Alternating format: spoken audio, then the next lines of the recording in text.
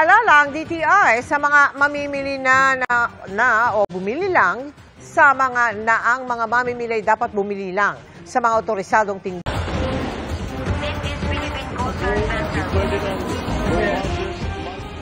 Live mula sa GMA Network Center. Ito ang oras. Magandang gabi po, Luzon, Visayas at Mindanao.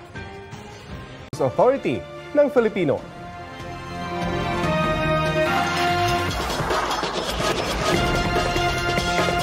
Salamat, Jamie Santos. Number 2.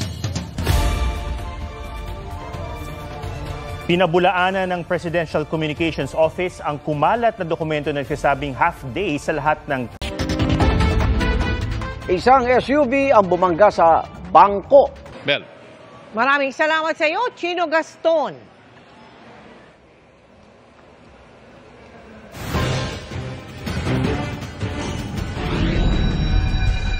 Ricky Morales para sa mas malaking misyon. Para sa mas malawak na paglilingkod sa bayan.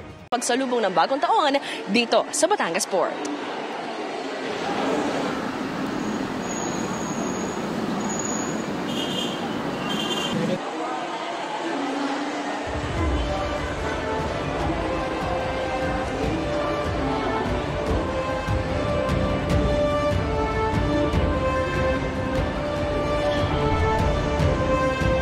"24 oras ang sok sa barko."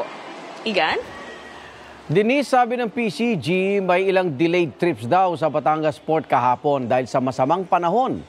May mga na-stranded ba dyan?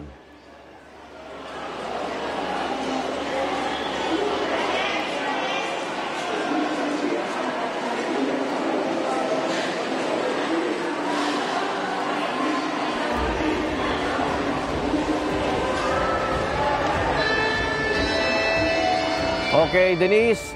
Babalikan ka namin dyan mamaya. Ang mga kabalin, mamaya dito sa Dapat Alam Mo!